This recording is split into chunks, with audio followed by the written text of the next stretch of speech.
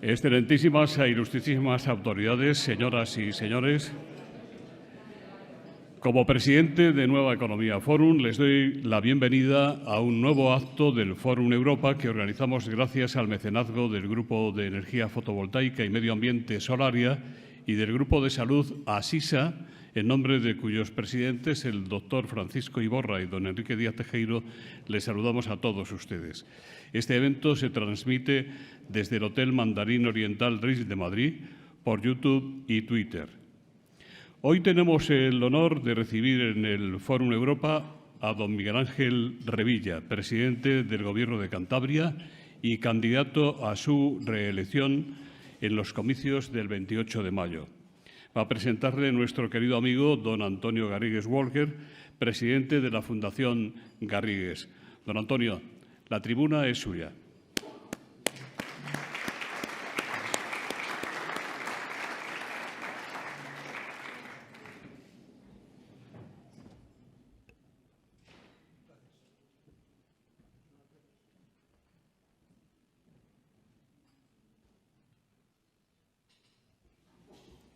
Pues que da gusto estar aquí, eso es la verdad. Y da gusto ver el interés que ha generado nuestro invitado, Miguel Ángel Revilla. Vamos a escuchar a una persona que siempre dice cosas. No es una persona que se oculte. Ha emitido opiniones sobre todos los temas que afectan a la política, a la economía nacional y a la vida en su conjunto, ¿no? Y eso es de agradecer. Necesitamos gente como él que diga lo que piensa y que lo diga con la claridad con la que él lo dice, ¿no? Por eso presentarle aquí en este foro de la nueva economía es un verdadero placer. Es un economista, estudió en el País Vasco y es una persona que fundamentalmente se ha dedicado a su patria. Y que piensa seguir haciéndolo porque se presenta a la reelección y la mayoría de las opiniones son favorables a su propia reelección, ¿no?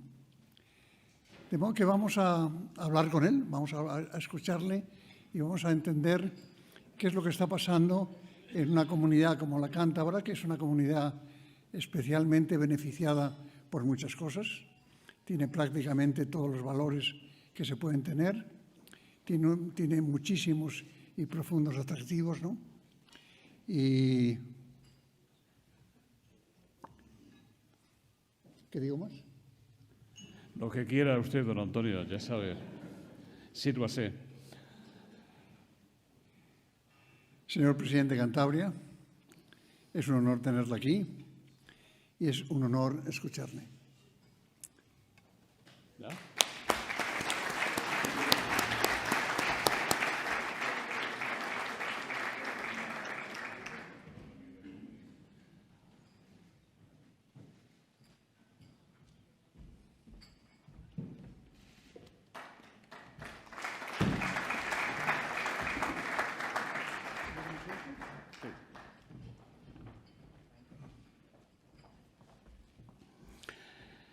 Pues es un honor, don Miguel Ángel Revilla, presidente de Cantabria, tenerle hoy con nosotros. Cantabria va a vivir a partir del domingo un acontecimiento en el que su gobierno y usted tienen depositadas grandes expectativas. ¿Por qué es tan importante para su comunidad autónoma el año jubilar lebaniego? Con ironía le pregunto a María del Carmen Sotés por WhatsApp si el paso por la puerta del perdón va a servirle de inspiración para lograr la quinta legislatura al frente del Gobierno de Cantabria. Bueno, pues muy buenos días. Gracias por invitarme a este foro, a este desayuno, donde creo que he estado alguna otra vez, con otro formato, y sobre todo agradecer a Antonio que me haya presentado. Para mí es un lujazo. Yo nada más... Cuando veo a Antonio, de vez en cuando, que nos vemos, y veo su lucidez, teniendo unos poquitos años más que yo, pues digo, igual algún día llego yo a su edad a tener esa clarividencia que tiene esa mente joven, porque probablemente sea el más joven que se encuentra aquí. Muchas gracias, Antonio. Un honor para uno de poblaciones que don Antonio Garríos Walker me haya presentado en el Hotel Ritz de Madrid. Si esto lo hubieran visto mis padres o abuelos, no se lo hubieran creído.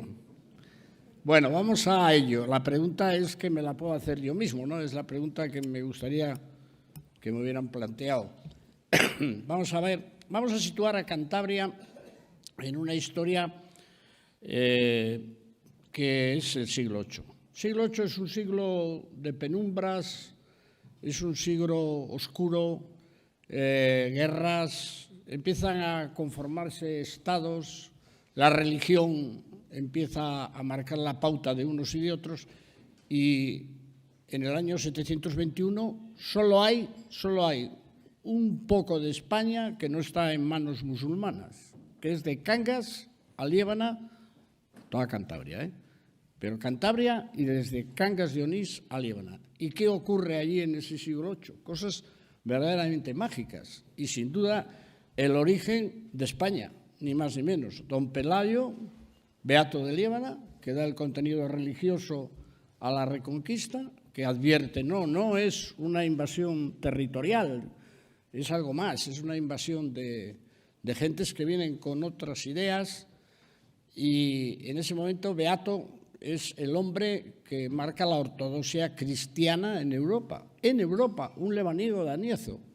Entonces yo siempre tengo una preocupación por averiguar qué ocurrió para que en ese siglo VIII, que Cantabria es el epicentro de la reconquista de España y el lugar que junto a Galicia aparece en el mapa del siglo IX, que está ahí en el monasterio, cómo se difuminara el nombre de Cantabria hasta perder prácticamente el nombre durante siglos. Cuando, ya digo, en el siglo VIII Cantabria es, con Galicia, el lugar de más relieve y renombrado de España, porque en Liébana beato tiene la genialidad de nombrar patrón de España a Santiago en el 770, de decir que está enterrado en Galicia y de originar la primera vertebración europea, que es el Camino de Santiago, en los siglos siguientes. Entonces, que sea Liébana un lugar santo junto a Jerusalén, Roma y Santiago, de los que tienen jubileos históricos, cuando Julio II en 1512 hace la bula de declaración del año jubilar lebaniego, era algo que a mí me asombraba que no tuviese relieve. Y recuerdo que cuando llegué al gobierno en el año 95, y conmigo llegó también Javier Marcano, consejero de Cultura, dijimos, pero ¿esto qué es? ¿Cómo no tiene relieve en Cantabria un tema que se limitaba cada vez que era domingo, el día del nacimiento de Santo Toribio, a una misa, a un pito y tambor y un baile, y hasta el año siguiente? Bueno, eso ha cambiado radicalmente. Ahora nos enfrentamos a un año que empieza el 16 de junio y va hasta el 16 de junio del año siguiente, donde va a haber más de 350 actuaciones en Cantabria, empezando por el día 15, que el gran violinista no sé, Malikian, va a bajar con un montón de peregrinos desde el monasterio hasta Potes, donde está la estatua otro grande del violín, Jesús del Monasterio, para darnos un concierto, y a partir de ahí cantidad de acontecimientos, no solamente musicales, culturales, edición de libros que hablen de la importancia de ese lugar mágico de Santo Toribio. En fin, que le hemos dado un giro a esto, de tal manera que Javier y yo hemos hablado haciendo cálculos de lo que pretendemos que signifique este año jubilar. Ya digo, del pito, el tambor y la misa, y se acabó. Hemos pasado a unas expectativas que nos hemos marcado en la llegada a Liébana en este año de 2 millones de personas, que no es poca cosa, teniendo en cuenta que en Liébana viven 5.500. 2 millones.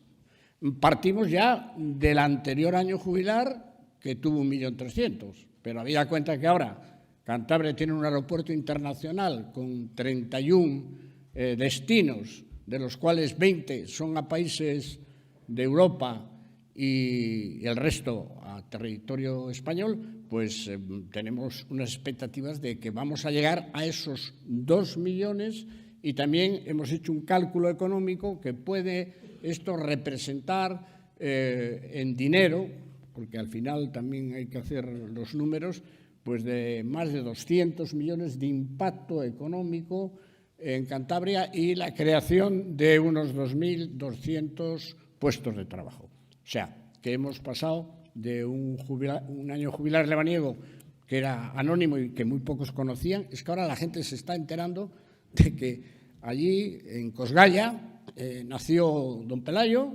se están enterando ahora que Beato era el asesor religioso de Carlomagno y que se enfrentó a Elipando el Pope de Toledo, que estaba ya catequizado por los árabes y decía que Jesucristo era un adoptado de Dios y que crea nada menos que la doctrina de 2 concilios que marcan el rumbo del cristianismo, y que eso es un lebaniego de Aniezo, algo increíble, y que da lugar a la saga de los Beatos, que lo único que la gente recuerda de los Beatos es una película En nombre de la rosa, donde Sean Connery llega a un monasterio italiano, se arrodilla y dice «Beato de Liébana», y mucha gente se preguntaba ¿quién es Beato de Liébana?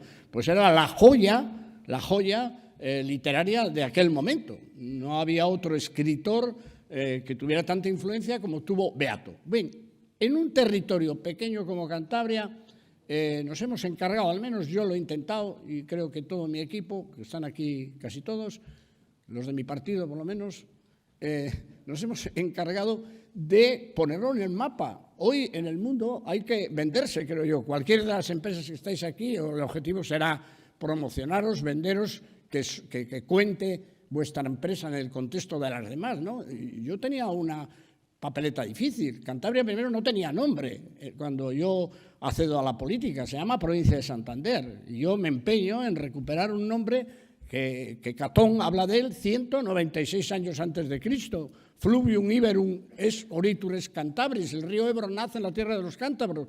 Digo, ¿cómo se perdió el nombre?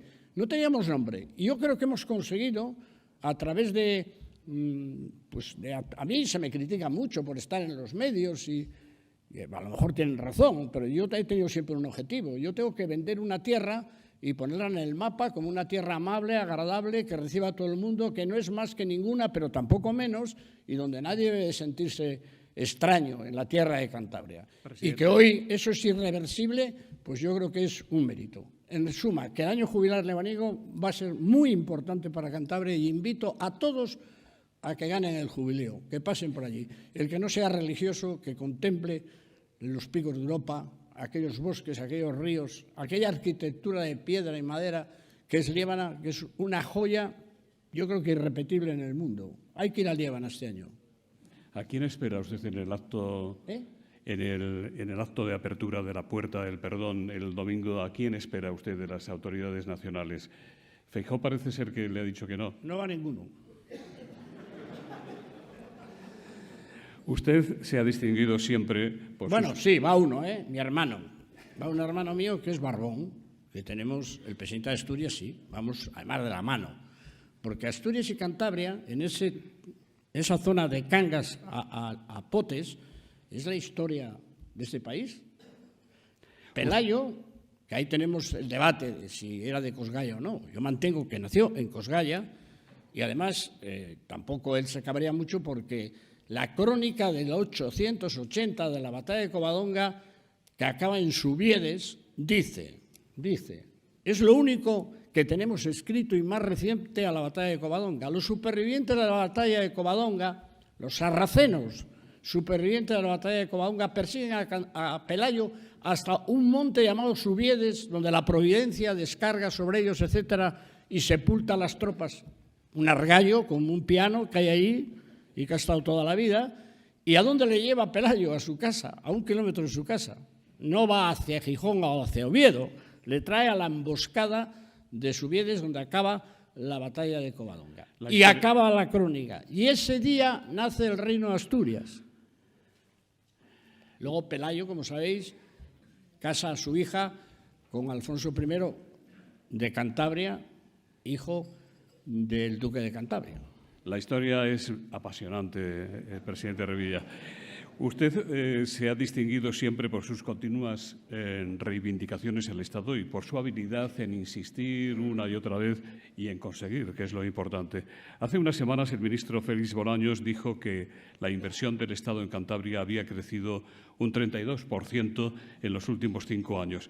¿Cómo se ha comportado en esta legislatura el Gobierno de España con Cantabria? ¿Le ha ido mejor con Sánchez que con Rajoy y antes con Zapatero?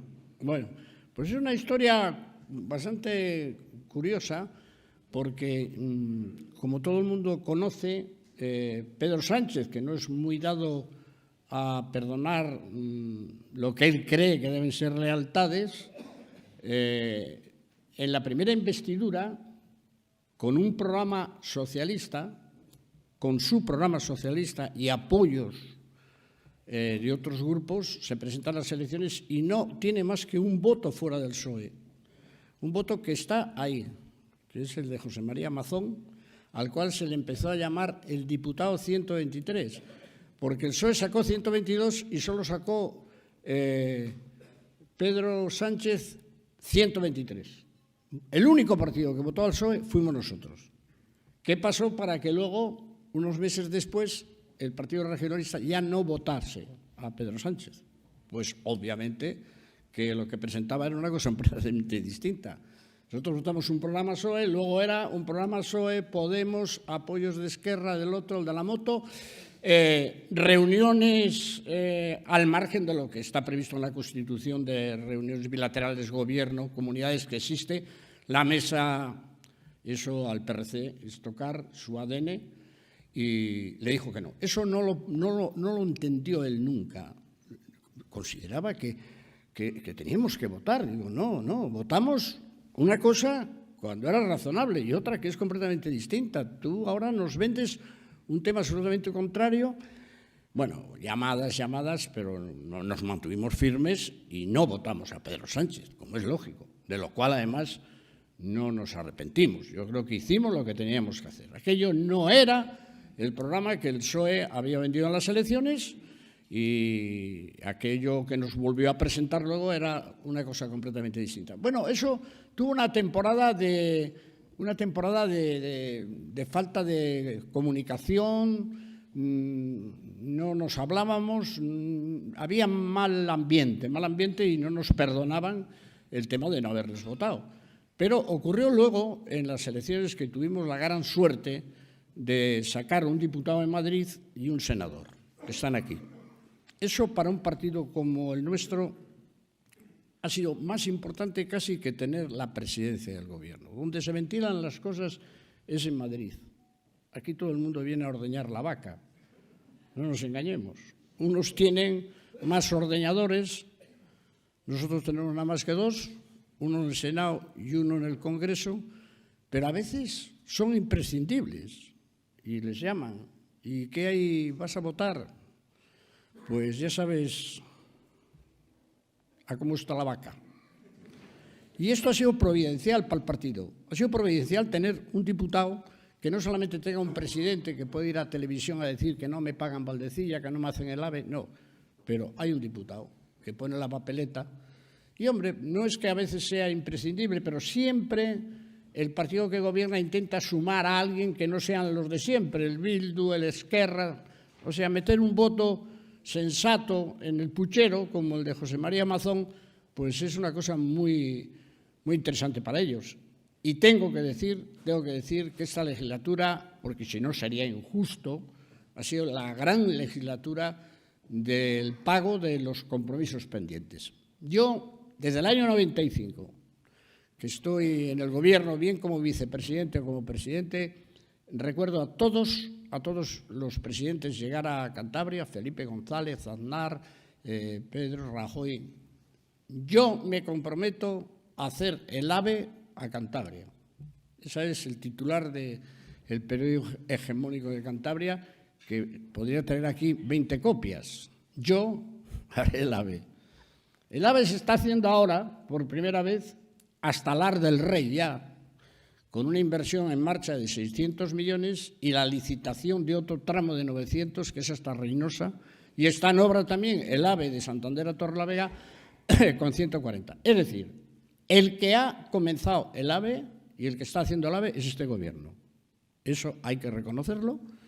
También es verdad que tiene un pecado original tremendo cuando en el 2010 la obra que estaba adjudicada en Monzón de Campos, el famoso Pepiño Blanco, de la noche a la mañana, después de haber presentado el acto, tener las palas allí, decidió parar la obra, indemnizar a una empresa gallega con 1.000 millones de las antiguas pesetas y dejarnos colgados. Eso supuso, naturalmente, la pérdida del gobierno de Cantabria para el PRC y el PSOE. O sea, se perdió radicalmente. 3 meses antes anulan la obra.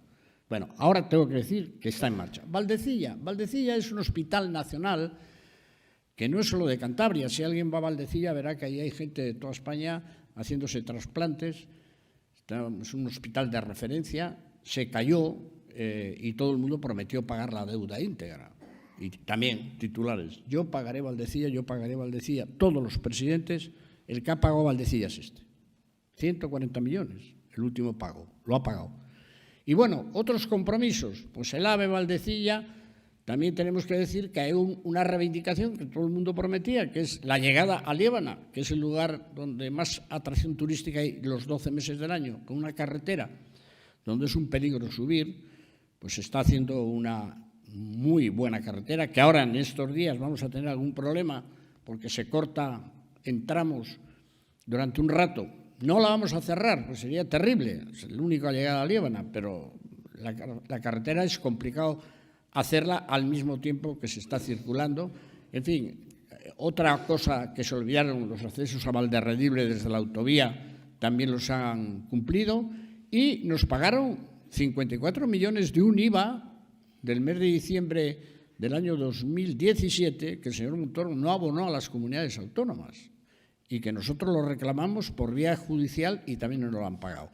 Bien, no hay una relación de agradecimiento, porque está, yo creo que enfadado conmigo y con lo que hicimos, eso no lo ha perdonado, pero el comportamiento del gobierno con Cantabria ha sido bueno, y sobre todo porque hemos tenido ahí un diputado y un senador que han estado encima y han conseguido lo que venían prometiendo todos, pero ahora se está llevando a cabo. Usted, el lehendakari vasco y los presidentes de Asturias y de Galicia se reunieron hace unas semanas en Vitoria en un nuevo intento de impulsar una macrorregión que actúe de lobby o de grupo de presión para que la cornisa cantábrica no quede relegada y se desvíen proyectos e inversiones al Mediterráneo, incluso a países del este que se integren en el futuro en la Unión Europea. ¿Es optimista respecto de que Francia colabore cumpliendo los compromisos adquiridos para las conexiones ferroviarias, eléctricas, gasísticas y de hidrógeno? Que el final era que si Francia está colaborando. Si es usted optimista en que Francia cumpla los compromisos adquiridos. Bueno, otra de las cosas que yo he intentado en mi mandato como presidente es llevarme bien con los vecinos. Yo creo que es una cosa importante. Bueno, Cantabria está en medio de dos comunidades de mucha personalidad, Asturias y País Vasco. Con el País Vasco las relaciones ha habido un tiempo en que eran verdaderamente malas, por no decir algo peor todavía que mala, porque tuvimos la época de ETA con el lehendakari Ibarretxe, donde Cantabria tuvo, el otro día se publicaba 86 atentados. Bueno, nos volaron los aparcamientos, los ministerios, el aeropuerto y a 8 personas muertas. Aquello era tremendo y el lehendakari, yo no digo que apoyase aquello, no, por supuesto que no, pero jamás llamó para decir, oye, presidente, lo siento, no, jamás, no lo llamó nunca. Y hubo una tensión ahí enorme. Ahora mismo hemos restablecido unas relaciones entre Euskadi y Cantabria extraordinarias. Este lehendakari es un tío muy serio, demasiado serio a veces, pero muy serio. Y nos llevamos muy bien, como corresponde a dos comunidades que es que están tan ensambladas que un fin de semana, cuando yo me voy a Noja, la gente me llama Lendakari, y en Castro, y en Isla, porque hay 500.000 vascos en Cantabria, tantos como cántabros. El día de la Pasión Viviente de Castro, me contaban, había una caravana para venir ya 2 días antes, de kilómetros y kilómetros, y venía uno de Bilbao y dice: Revilla, puedes ir a la Gran Vía de Bilbao y ponerte a jugar un partido de fútbol, que no hay nadie. Estaban todos en Cantabria. Entonces, eso había que recomponerlo a nivel político. Y ahora estamos en el mismo barco y en los mismos intereses. Porque ahora que tenemos ya el AVE con Madrid, que ya le tenemos, porque está en obra, cuando una cosa está en obra se acaba, el objetivo de Cantabria es Bilbao, por tren, Bilbao. Porque estamos a 90 kilómetros y ese tren tarda 3:10. Y hay 80.000 coches diarios, 80.000 coches diarios contaminando. Y Europa dice: señores, hagan trenes. Bueno, pues entonces la única manera de aliviar esa densidad de tráfico entre Santander y Bilbao no es otro carril más de autovía, sino hacer un tren de 55 minutos cuyo proyecto, anteproyecto ya está redactado y ahora tiene que Cantabria decidir por dónde va. Ese tiene el apoyo del Gobierno de España y del Lendakari, muy importante. Y es poner a Cantabria en Europa a través de la Y vasca y en el Valle del Ebro. Eso será impresionante para Cantabria. Un tren de 55 minutos entre Bilbao y Santander, con parada en Castro y en Laredo, es un antes y un después. Y ahí estamos en esa pelea. Yo siempre que he sido un obseso y he sido de las infraestructuras, dije primero Bilbao en las autopistas. Cuando en Cantabria la mayoría decía no, Madrid, no, Bilbao. El hinterland de Cantabria está en el País Vasco. No podemos negarlo. Se hizo primero Bilbao. Después se hizo la meseta. Después el AVE con Madrid. Ya está en obra. Y ahora tiene que ser el tren a Bilbao.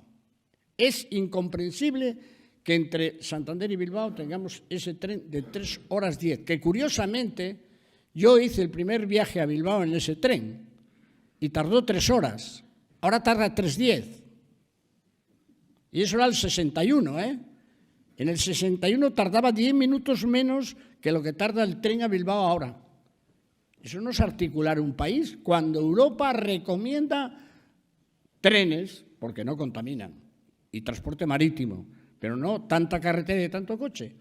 Entonces, ese arco atlántico lo que pretende es conectar toda una macrorregión que va desde Galicia, Castilla, incluso Andalucía, a conectarla con el AVE que venga desde Francia, una conexión ferroviaria. Y Francia, algunos dicen, no sabemos por qué, ha anulado o ha dicho ha postergado el tren desde Burdeos a la frontera, como tren de alta velocidad. Entonces, hay quien sospecha que Macron quiere cerrar Europa, sobre todo en lo que es la influencia en Alemania y en Francia, y no extender con tanta comunicación un poderío hacia el sur. Eso parece que es la explicación que dan a la postura francesa de no conectar el tren de alta velocidad de Burdeos hasta Irún. Claro, para nosotros, para el Lendakari, para Barbón, para Rueda el gallego, para Cantabria, eso no es de recibo, cuando Europa además lo tiene aprobado y además lo tiene recomendado muy seriamente. Hagan ustedes la conexión ferroviaria, pero Macron no quiere de momento o se está resistiendo a conectar Burdeos con Irún. José Luis Heras, del Mundo Financiero, dice: en Santander hay una escuela de ingenieros de caminos, canales y puertos, pero en Cantabria hay túneles por los que no entrarían los trenes comprados. ¿Dónde está el error? ¿Usted, como presidente de Cantabria, asume alguna responsabilidad? Luisa Anafría le pregunta si no cree usted que la gran sacrificada de ese fiasco de los trenes fue la secretaria de Estado de Infraestructuras, Isabel Pardo, muy querida en el sector, que pagó quizás el pato que no era suyo. Bien, Pues creo que si tuviera alguna responsabilidad no tendría ningún inconveniente en reconocerlo. No, ninguna.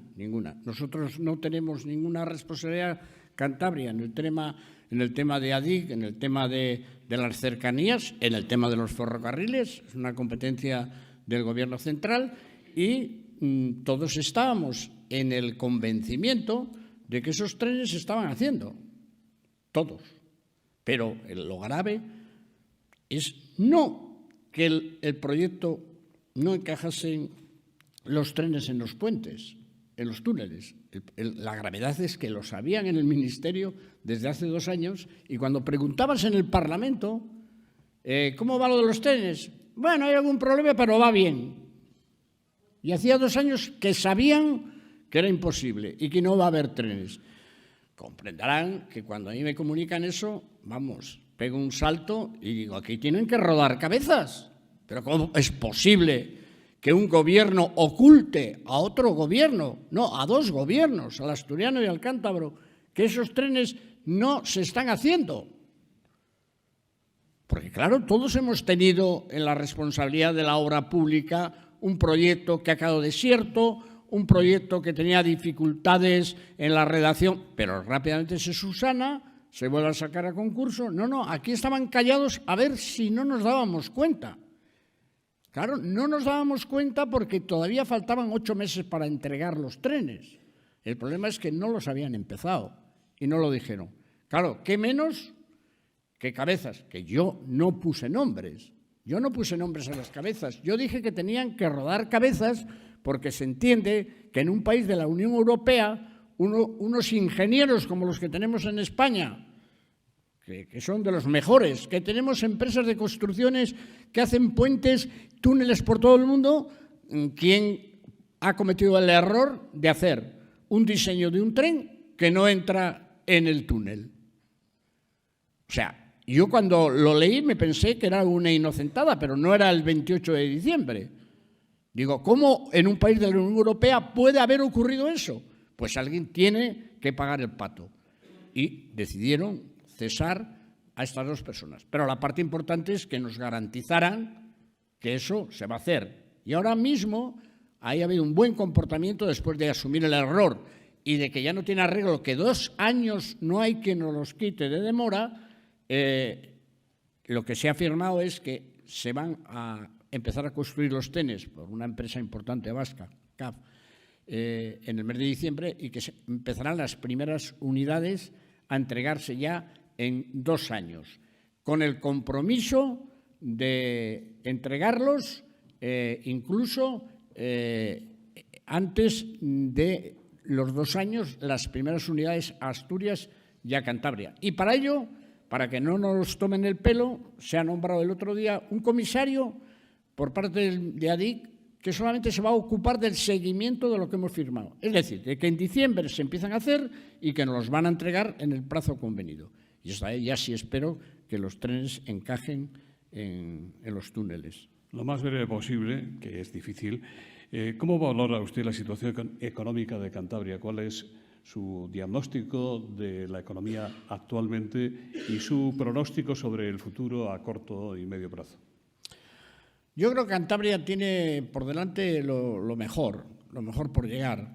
Es que ya no es porque podamos poner en marcha proyectos ilusionantes, que lo estamos intentando, es que Cantabria es, en el epicentro del norte de España, quizá el lugar que tiene menos complicado lo que va a ocurrir con este cambio climático a medio y corto plazo. Porque Cantabria tiene una cosa importante y es que es una de las pocas comunidades autónomas de España que tiene solucionado el agua de por vida. Y hoy creo que el agua es más importante que el petróleo. Cantabria tiene solucionado, gracias también a un acuerdo con el Gobierno de España y otras comunidades que se han portado bien, reconociendo que esos 550 hectómetros cúbicos del pantano del Ebro tenía Cantabria derecho a la utilización de un 5%, eso está ya garantizado después de haber hecho una autovía del agua, una obra faraónica que conecta el pantano con Santander y Castro con San Vicente.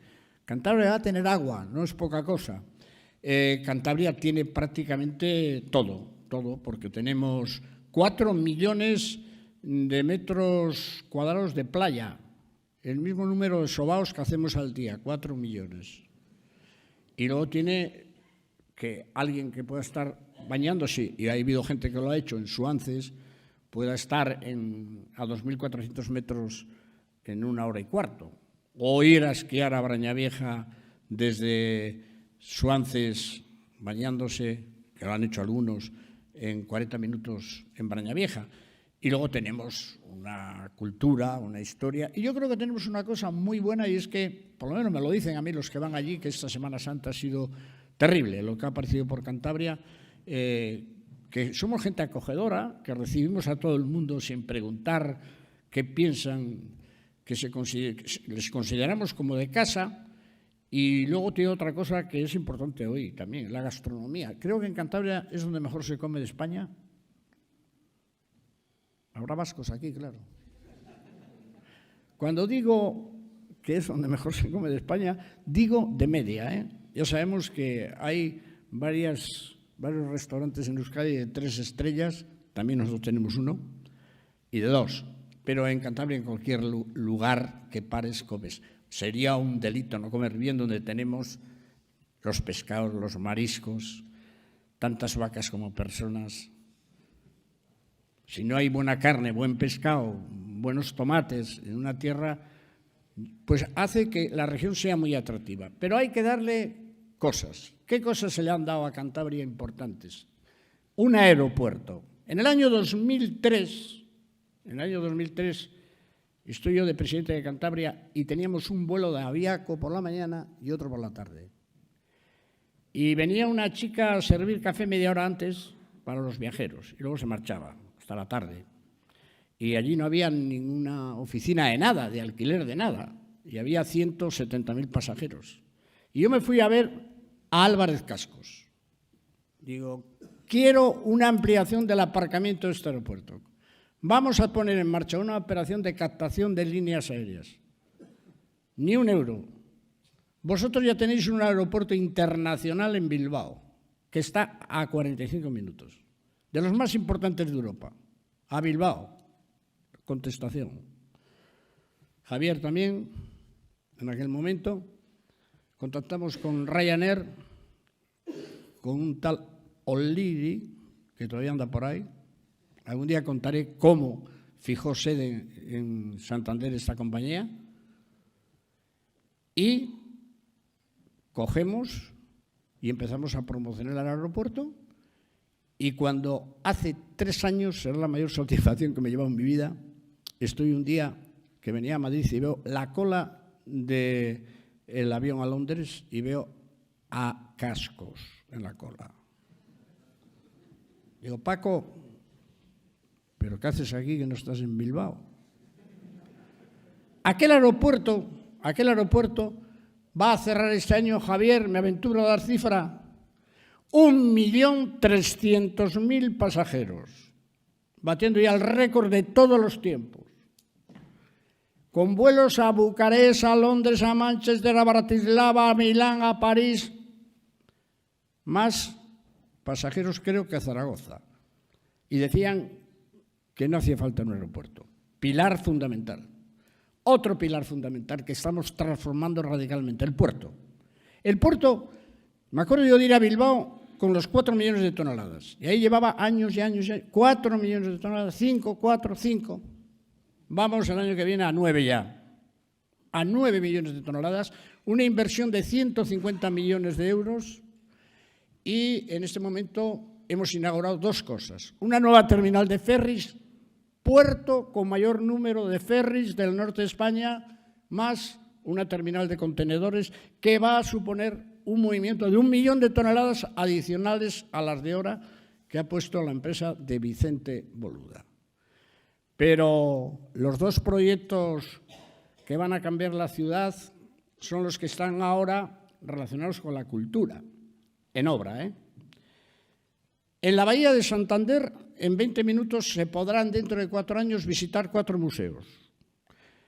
El Botín, la sucursal del Reina Sofía, que va en la sede del Banco de España, la monumental obra que está haciendo Ana Botín para crear allí el Museo del Banco de Santander, donde tendrá la colección privada más importante probablemente de España y quizá de Europa, de absorciones en cadena de bancos, 1.200 obras, y están ahora con el proyecto que está haciendo precisamente el arquitecto que ha sido nombrado mejor arquitecto de Europa, como hablo muy mal en inglés, no sé cómo, Chipperfield o algo así.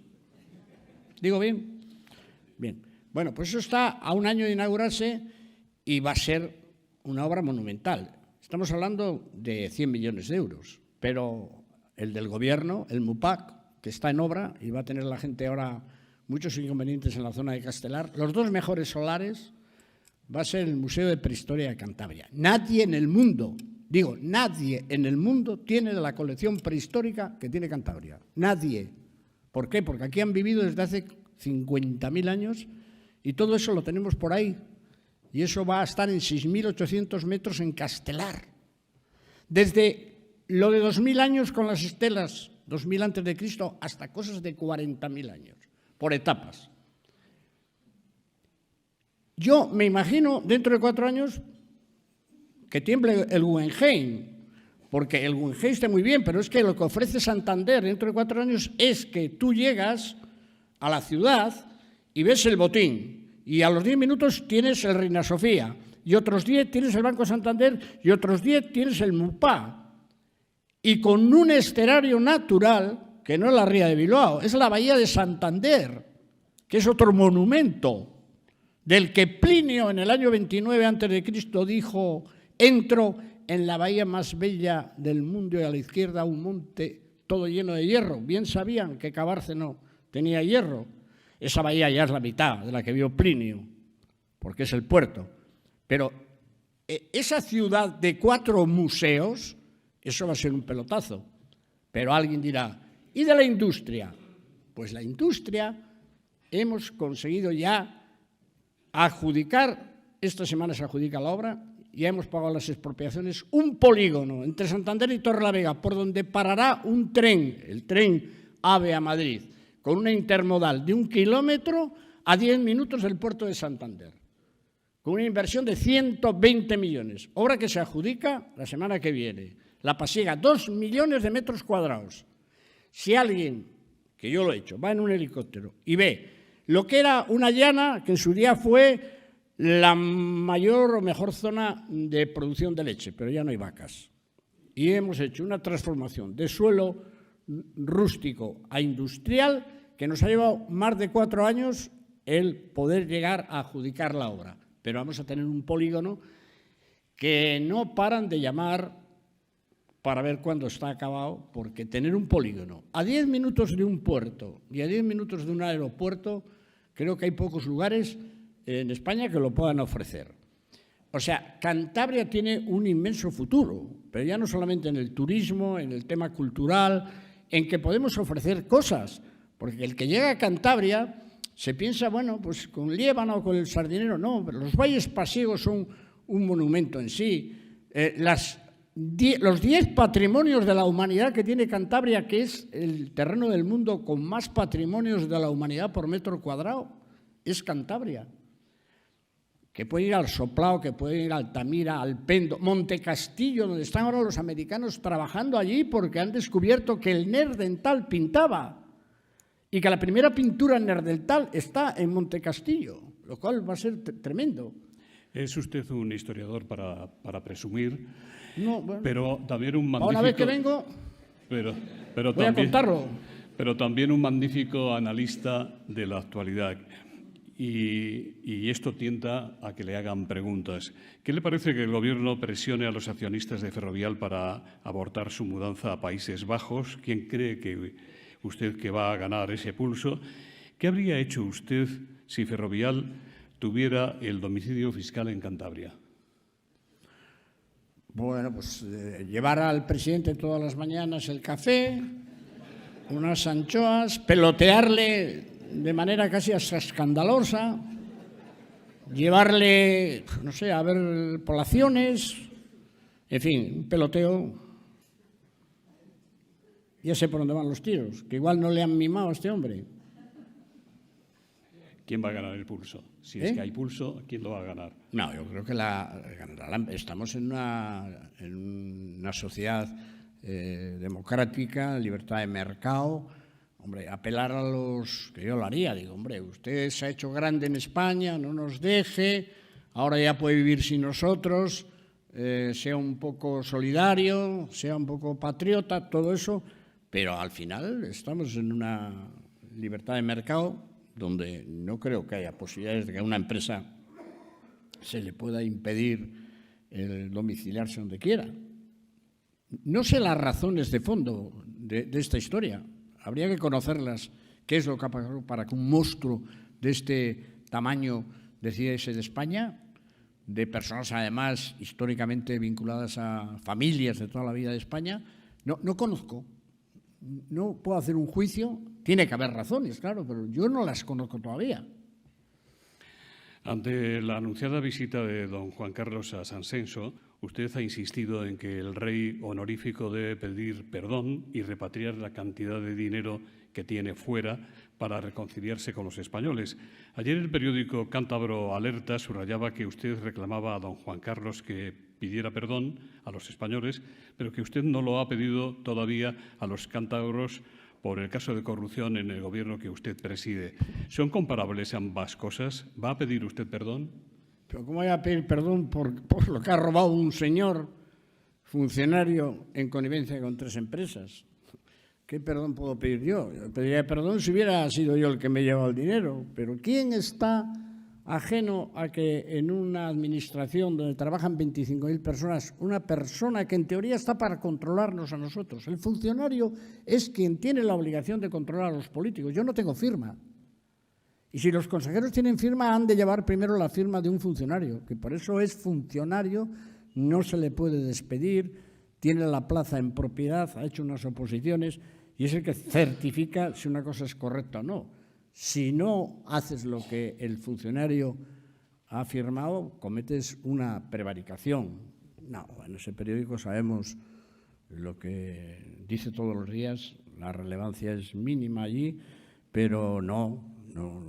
Lo único que hemos tomado son una serie de medidas para evitar que pueda volver a suceder una cosa de estas. Pero nadie del gobierno, ni un cargo político está implicado en esa corrupción. Es un funcionario con 3 empresarios que son tan culpables como el funcionario, que pagaban, y el que paga no lo dice y el que lo coge tampoco. Y por lo tanto no es tan fácil detectar una red de esas. De un funcionario de 25.000, no todos los funcionarios, uno. Y lo de el rey emérito, pues es que es un tema que no me gusta hablar, porque además sé que tengo yo cantidad de amigos que son auténticos admiradores del rey emérito. Yo es que estoy muy dolido porque yo lo he sido. Yo he sido una persona que ha tenido con don Juan Carlos un trato especial. O sea, teníamos una relación más allá de la de presidente de una comunidad autónoma y de un jefe del Estado. Nos teníamos una mutua simpatía y yo, algún día igual lo cuento, hice cosas para el rey creyendo en ese rey, también más allá de lo que era mi obligación, porque creía en él, ¿no? Entonces, para mí él ha sido una sorpresa tan grande, tal decepción, es que simplemente que un jefe del Estado, uno que ha sido jefe del Estado, tenga ya su domicilio social fuera del país al que ha representado, pues lo dice todo, ¿no? Y sabemos que hay dinero por ahí, que yo lo que he dicho es que con tantos alegatos a la honestidad y al cumplimiento del deber, pues él ahí no se ha comportado bien y es algo imperdonable, salvo que él en un momento determinado dijese, pues he metido la pata y además ese dinero que hay por ahí vuelve a España, no sé, algo de este tipo. Para mí ha sido una decepción porque he tenido con él una relación excepcional, y digo excepcional y cosas que no contaré nunca, que me obligan a ser más exigente con él que con nadie, como debe ser.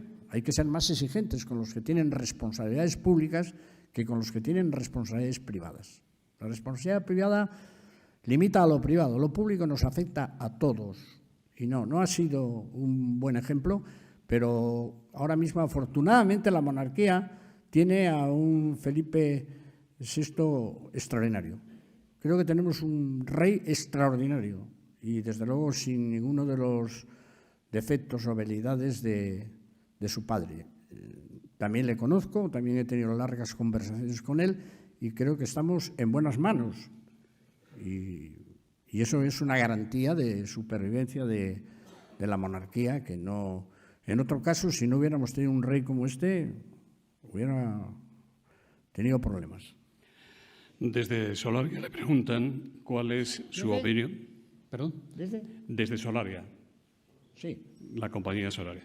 ¿Cuál es su opinión respecto a la dependencia energética que tiene Europa actualmente? ¿No cree usted que desde España y desde Europa tendrían que impulsarse de una manera mucho más firme y ágil el desarrollo de fuentes de energía renovables como la solar y así reducir al máximo la dependencia de fuentes energéticas que no tenemos en Europa, como el gas y el petróleo? Sí. Nosotros ahora estamos pagando las consecuencias en Cantabria como en ningún lado.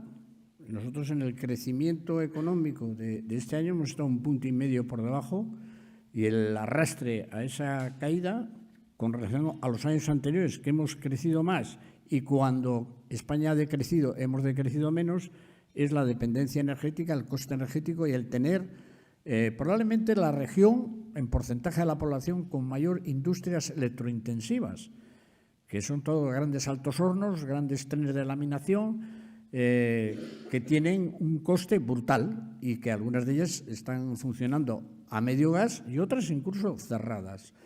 Europa ha tenido una falta de planificación en esta materia total. Mira, nadie se salva. A veces los españoles somos tontos, pero todos pensábamos que los alemanes eran los más inteligentes. Y los alemanes, esta crisis les ha cogido sin ningún tipo de previsión, pensando que no podía ocurrir lo que ha ocurrido, eliminando las centrales nucleares, el carbón, no apostando por otras energías y dependiendo casi exclusivamente de Rusia. Aquí se han equivocado casi todos. Yo estoy muy preocupado con que esta guerra se prolongue sine die y estoy notando, y ya lo estoy diciendo por ahí, algunos me critican, que no haya gente, salvo el Papa. Papa sí, pero bueno, el Papa, la influencia que tiene es mínima, ¿no? Pero yo creo que hay que empezar a hablar de sentarse a hablar, porque esto no lleva a ningún buen camino. El tal bloqueo es el bloqueo de Europa. Turquía, que está en el bloqueo, va como un tiro gracias a las relaciones con la Unión Soviética, con Rusia. China, la India, aquí el que está pagando las consecuencias es Europa, clarísimamente. El gran pagano es Europa. Ucrania, la primera, claro, con muertos, pero yo no veo que nadie hable de negociar. Ahí nadie va a salir perdiendo del todo. Alguien tendrá que ceder algo. Y habrá que empezar a hablar de eso, porque si no, vamos a estar ahí en una ralentización de la economía del 1, del 2, y si la cosa se agrava, tirar por la borda todo lo que el mundo está ideando para que vivamos mejor, se puede ir al garete. Ahora mismo quien manda es, en la política europea, como nunca, es Estados Unidos. Estados Unidos ahora es el guardián, es la OTAN, nos ha metido a todos en la dinámica de entrar en un aumento de los presupuestos militares y quien está haciendo el gran negocio, claro, es las industrias de las armas. Leía yo hace unos días que 5 de las 70 grandes de las armas, 5 americanas, habían facturado 540.000 millones de dólares desde la guerra, 540.000 millones, 5 empresas. Desde luego, Estados Unidos no tiene problema del petróleo, ni del gas, ni del grano, pero Europa y África sobre todo, nadie habla de paz. Con la guerra de Irak se armó la de... Pero aquí nadie. Parece que asumimos que esta guerra larvada pues le debe venir bien a todos, y yo creo que no. A algunos les va muy bien, sin duda, pero a los europeos no. Precisamente el ministro de Defensa de Ucrania vendrá la semana próxima, a España a pedir al Gobierno más armamentos. Pero no ¿Usted sé. qué haría? ¿Usted qué haría en ese caso? ¿Se lo daría? Vamos a ver. ¿Regatearía? ¿Alguien piensa que esta guerra la van a perder los rusos?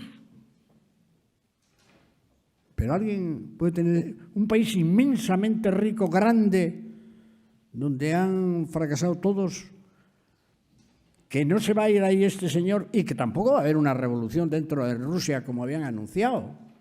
Ese pueblo, el pueblo ruso no es Europa. En Europa tú le quitas a los españoles el viaje del inserso y cae un gobierno. Cae al día siguiente. En Rusia están acostumbrados a Stalin, a Lenin, a los zares, a todo. Para comer tienen y son muy nacionalistas. Y allí no hay libertad y están vendiendo una cosa que les hace ser todavía más fuertes. Hay encuestas que dicen que tiene más apoyo ahora que antes. Luego Rusia no va a perder esa guerra. Intentemos que tampoco la pierda del todo Ucrania y que haya una mediación seria. A lo mejor los chinos, es la esperanza que hay, que los chinos les llamen y digan, arreglen esto. Pero la dinámica de más armas y más armas, ¿a dónde va? Si ellos ponen más armas, también las va a poner Rusia, y si le hiciera falta, a lo mejor hasta China. Porque ¿quién está bloqueando a Rusia? Europa. Pero ¿está bloqueada Rusia por la India, por China, por Turquía, por Hispanoamérica, por África? No, pues esos son el 80% de la población. El 80% de la población no está en el embargo, estamos nosotros. Tomás Vega le pregunta, presidente, si va a implantar alguna reforma fiscal para bajar la presión en Cantabria, en línea con las medidas adoptadas en Madrid, en Andalucía e incluso en la Comunidad Valenciana. Mire, Cantabria está en la media de impuestos, y es muy fácil en Madrid bajar impuestos. En Madrid, tengo que decir aquí solemnemente que tenemos que venir todas las semanas. El que quiera ventilar algo, esto es como una especie de pulpo, una centrifugadora, porque claro, yo salgo en el avión, veo vacas, veo barcos, veo una chimenea, veo no sé qué, luego ya viene el desierto de casa y de repente la molesta, donde están el 70% de las empresas, los hoteles, los fitures, las ferias, todo está en Madrid. Madrid es la capital de España, aquí concluye todo, los aviones, las carreteras, no sé qué, pero ¿cómo puedo yo bajar impuestos al nivel de Madrid si quiero tener en Cantabria, como tengo la mejor educación de España, según datos que se han publicado recientemente? Porque tengo en cada pueblo un maestro. Pero mire, Valderredible, voy a poner un ejemplo. Valderredible es un ayuntamiento que dentro de lo pequeño de Cantabria es de los más grandes de España, 240 kilómetros cuadrados, y tiene 40 núcleos, y viven 1000. Y hay 19 niños. ¿Y qué hace el gobierno de Cantabria? Poner 4 coches todos los días, recogerlos, traerlos a Polientes, darles de comer, las clases y tener profesores para los de 4, los de 5, los de 8. Cantabria se gasta diariamente en transporte escolar 120.000 euros diarios. Madrid con 10 millones, 80.000.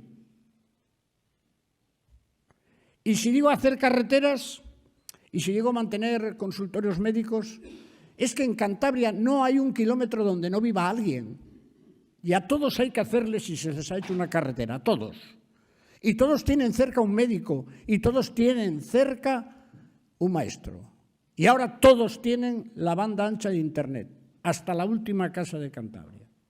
Eso vale dinero, y para hacerlo hay que cobrar impuestos. Yo no puedo permitirme el lujo que puede permitirse la señora Ayuso. Ya me gustaría a mí de tener aquí domiciliadas el 70% de las empresas y de que tengamos...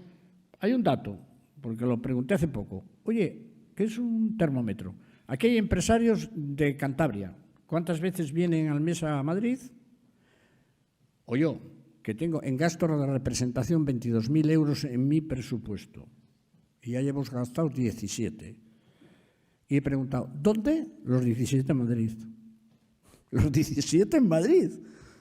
No he gastado en ningún otro lado, porque es que hay que venir aquí, a Fitur, hay que venir a Arco, hay que venir a hablar aquí hoy, hay que venir a ver a los ministros, a los secretarios de Estado. Y las empresas que quieren hacer negocios también quieren venir a Madrid. Por eso en Madrid pueden permitirse el lujo de hacer una rebaja fiscal. Yo si la hago, no puedo hacer lo que hago con mis niños de Cantabria, que todos tienen maestro, ni tener un médico en cada pueblo, ni tener las carreteras que tenemos, que no es lo mismo subir a Liébana que ir de aquí a Soria o a Valencia. Entonces, eso tiene un coste. Por eso ahora cuando se está discutiendo la ley de la financiación autonómica, cuidado lo que va a pasar ahí. La preponderancia de las grandes comunidades va a ser muy influyente, pero hay que hacerlo en función del coste del servicio. Porque si no estamos perdidos, se habla de que no se despueble España, el gran error de España ha sido la despoblación, claro, pero si ahora contribuimos con una ley de financiación a primar a las comunidades con más habitantes, estamos acabando con los pueblos. Y es un desastre. Tengo que decir que en Cantabria, afortunadamente, desde que está la consejera de Presidencia y al lado de don Antonio, esa consejera ha puesto en marcha con el consejero de Desarrollo Rural, que está ahí, han puesto un mapa del despoblamiento en Cantabria con 39 municipios. ¿Y qué hemos hecho? Primar allí exenciones fiscales en ellos, poner transporte escolar a todos, cajero automático a todos, cargadores de coches eléctricos en los 39 municipios. Y hemos hecho un repaso y en los 39 hemos subido en 400 habitantes y no ha habido ninguno que haya ido para abajo. Porque ahora hay que decirle a la gente que se puede, habiendo buenas condiciones de comunicaciones, de tener cerca un maestro, una escuela e internet, se puede llevar un negocio perfectamente desde un pueblo. Y esto de la pandemia ha demostrado que en Cantabria la salud mental de la gente es mejor que la de Madrid, porque aquí se ha llenado de psiquiatras, porque son colmenas, no hay un balcón. Y claro, los de Palaciones, los de Liébana, pues han podido salir a la huerta, han ido incluso a pescar y han entrado por los perros, por los pueblos, y la salud mental es mejor. Hay que volver a los pueblos el que pueda, que son muchos. Don Antonio, por ejemplo, que tiene un gabinete enorme de abogados, pues se puede llevar un gabinete de abogados desde Potes, al lado de un beato de Liébana allí, repasándole. ¿Qué valoración hace, presidente, de los fondos Next Generation que le han correspondido o le han asignado a Cantabria, tanto a proyectos de su gobierno como a proyectos de empresas? Bueno, pues ha sido providencial. Quiero hacer un canto a Europa, Quiero hacer un canto a Europa porque hubo un tiempo en que estuvimos un poco cabreados con la crisis del 2008, que la Merkel ahí nos consideró a los de abajo como despilfarradores, pero ahora Europa nos ha salvado, Yo no me imagino este país con la pandemia haber tenido que soportar 8,5 millones de parados, sin cobrar. 8,5 millones no lo soporta. Hubiera habido tiros. Y aquí sí los ha habido. Estaban en ERTE cobrando. Y en algunos casos con suplemento de las comunidades autónomas. Europa ha funcionado de maravilla en esa solidaridad entre todos y luego con el tema de las vacunas. Oye, que nos hemos vacunado gratis, que han llegado en tiempo, que han acabado con la pandemia. Joder, Europa se ha portado muy bien. Y luego los fondos. Pues los fondos en Cantabria, entre otras cosas, nos han servido para algo. En lo que era de libre disposición nuestra, hemos tomado una decisión. Cuando te dicen, ahí tiene usted 90 millones, haga con ellos lo que quiera. Y ha habido críticas en Cantabria. Y claro, proyectos de 50 millones de euros podíamos haber optado por muchos, pero hemos apostado por la sanidad. Cantabria está construyendo la unidad de tratamiento del cáncer en Valdecilla por el sistema de la protonterapia, que es el ataque al cáncer sin invasión de células que estén en buen estado.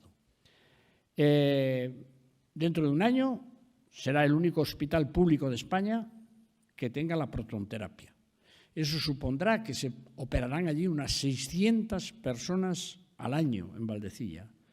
Si ya es el hospital número 1 en trasplantes, con esto colocamos a Valdecilla, sinceramente creo, en el top de los hospitales de España. Eso es un activo muy importante.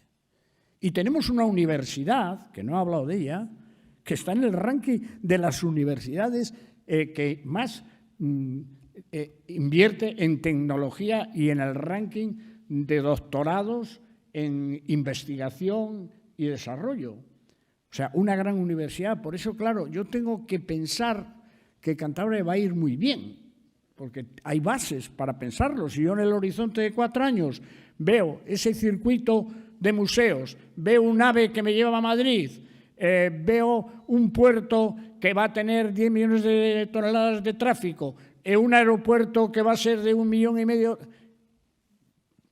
¿cómo voy a pensar que no va a ir bien? Salvo, claro, que no arreglemos lo que antes he comentado, que todo esto se puede ir al garete porque estamos pendiendo de un hilo. ¿Alguien puede asegurar que va a hacer un hombre como Putin en el caso de que alguien le diga que se vaya de allí?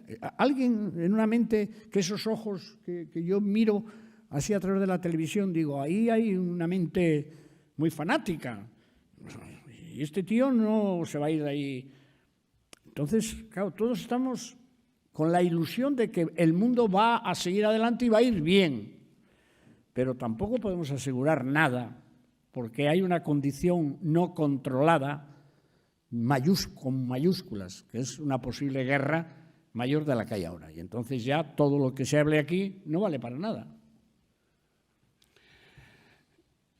Fernando Jáuregui, desde Cántabro, Santoña.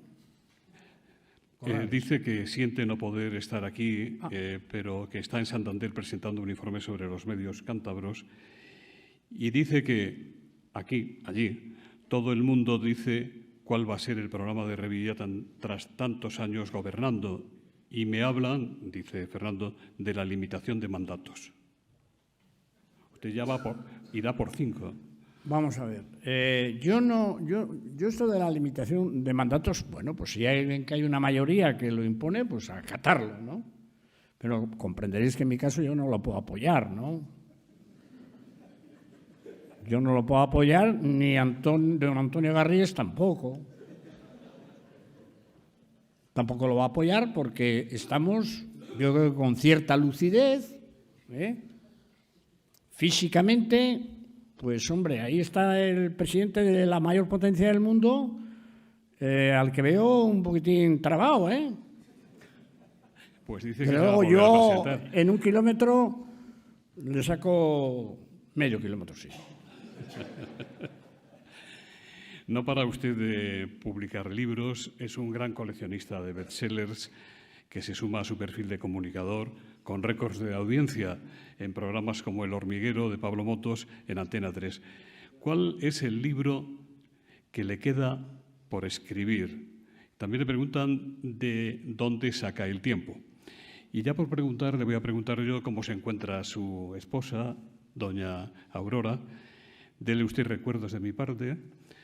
Como sabe, los dos somos bercianos. Bercianos. Pues, a mucha honra.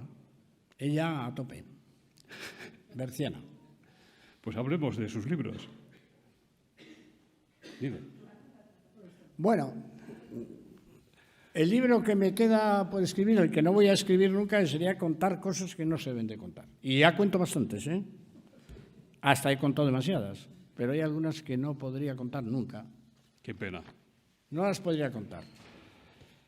Pero yo estoy orgulloso de lo que he conseguido, que es algo...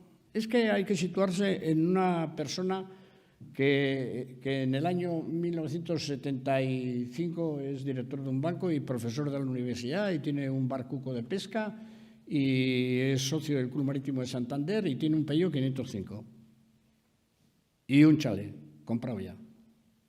Y de repente lo largo todo por una idea. Si no lo intento, recuperar el nombre de Cantabria y ser una autonomía dentro del Estado español. Eso miro para atrás y no volvería a hacerlo seguro, porque eso me ha costado a mí cólicos, Bueno, de mí han dicho cosas terribles. Una época en que estuve a punto de irme de Cantabria, de las cosas que se decían de mi persona. Pero yo me he mantenido en esa idea y ahora ya, pues es que Cantabria sé que no volverán a quitarle el nombre. ¿Por qué? Es que suena mal, Cantabria. Can, piedra. Nombre céltico, Can, ¿no, Javier? Sí, bueno. Pues yo de eso me siento extraordinariamente orgulloso. Y luego, pues también me siento muy contento de que en general, en política es muy difícil tener unanimidades, sobre todo en Cantabria. A mí me dice la gente, hombre, es que en Cantabria te quieren menos que en Madrid. Yo paré para fumar un poco antes de llegar aquí y me habré hecho por ahí, por las calles, 20 o 30 fotos. Y todo el mundo, ay, Revilla. Me dice, en Cantabria no le quieren tanto. Digo, hombre, claro, es que en Cantabria me presento a las elecciones. Y ahí están los de Vox, los del PP, los del PSOE, los de Ciudadanos, que no dirán maravillas de mí, porque entonces ya no se presentarían, me votarían a mí. Ahora, sí que en el resto de España tengo que agradecer que me dan un cariño la gente, pero que no sé si me lo merezco. Es que no sé qué ven en mí, que todo el mundo me abraza. Tengo cosas que si las veis no las podéis creer. Tengo 3.400 cartas a mano invitándome a pasar un fin de semana o una semana en domicilios de España. ¿Quién tiene eso? Podía vivir una pila de años por ahí. De pueblos, de ciudades, incluso me dan el menú que me van a preparar, que sabemos que le gusta esto. Incluso hay quien me dice, ¿y se puede fumar en mi casa? ¿Qué sería del PRC sin usted y sin la presidencia del Gobierno de Cantabria? El PRC tiene el mejor equipo humano que tenga ningún partido, incluido don Pedro Sánchez, en su equipo. Todos los que están aquí son fueras de serie. Y cualquiera de los que está aquí lo haría mejor que yo. ¿Qué pasa? Que ahora tengo que ir, a pesar de la opinión de mis hijas, de mi mujer, por favor, y más en la coyuntura en la que está mi mujer ahora, me lo pedía, pero es que ahora hay un momento para mí delicado en Cantabria, y es que yo respeto todas las ideologías, pero hay algunas con las que yo no puedo de ninguna manera hacer coalición, ni me gustaría que ganasen, ¿no? Y en Cantabria, si no está en este momento el PRC y voy yo de cabeza de lista, el pacto PP-Vox está hecho. Y a mí me preocupa, porque Vox, ¿esto dónde es? Pues uno de los muchos. No, hay que cambiar aquello para allá, ¿eh? No, está mal, ¿eh? Las encuestas a nosotros siempre nos dan 2 o 3 menos. Siempre. Porque preguntan por partido, pero hay que preguntar por los candidatos.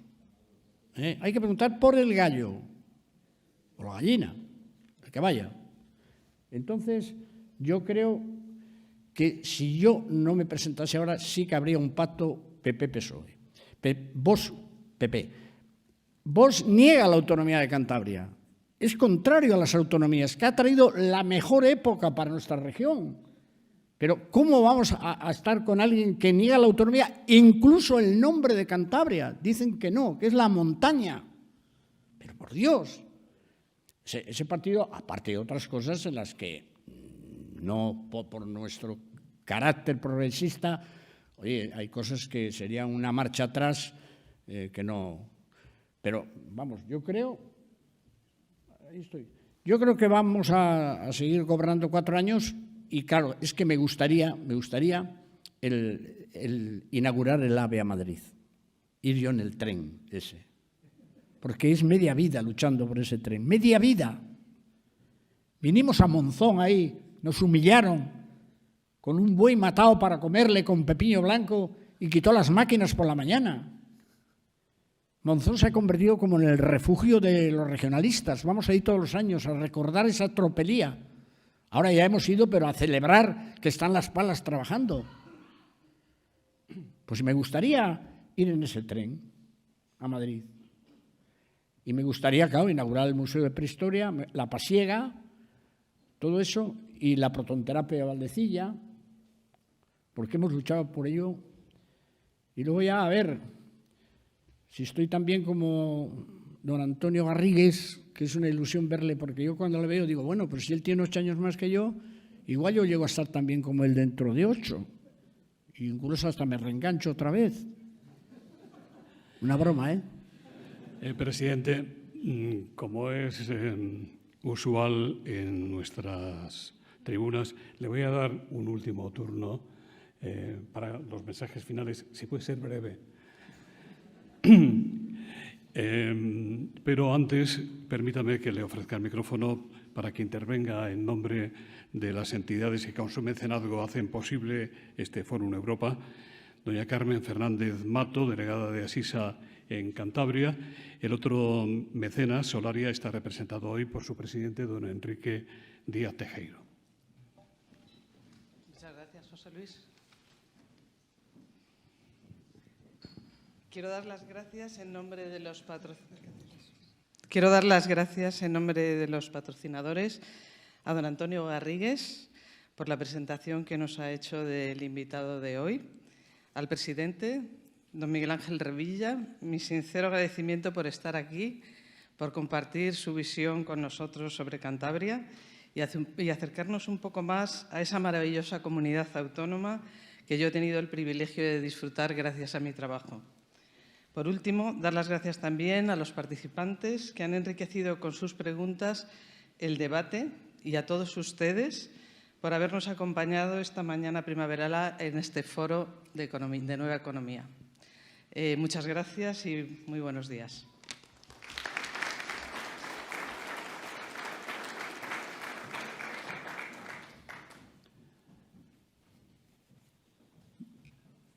¿Va a coger el reloj? ¿No? Adelante. Bueno, pues voy a aprovechar para animarles a que visiten este año Cantabria, sobre todo Liébana, año jubilar lebaniego. Como saben, los religiosos pues saben que entrando por la puerta del perdón, según Julio II, quedan perdonados todos los pecados. Creo que se pasó un poco. Podría haber puesto un purgatorio ahí temporal para algunos, pero así está la cosa. Pero sí van a ver una región que está transformándose en infraestructuras, que seguimos conservando y cuidando las bellezas que tiene naturales,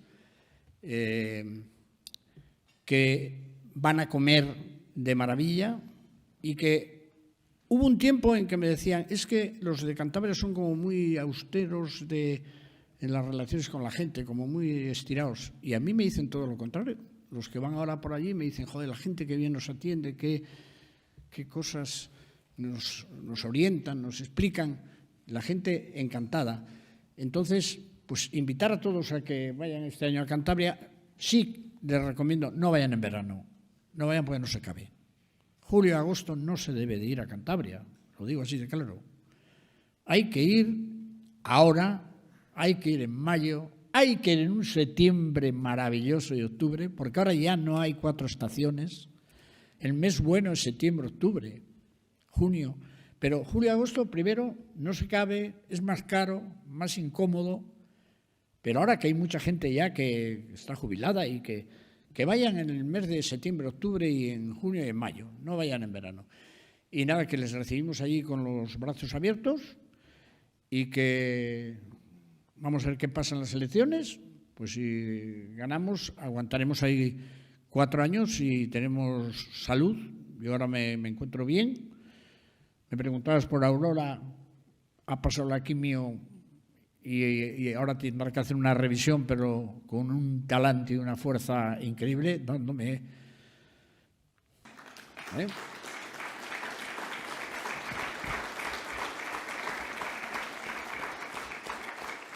Gracias.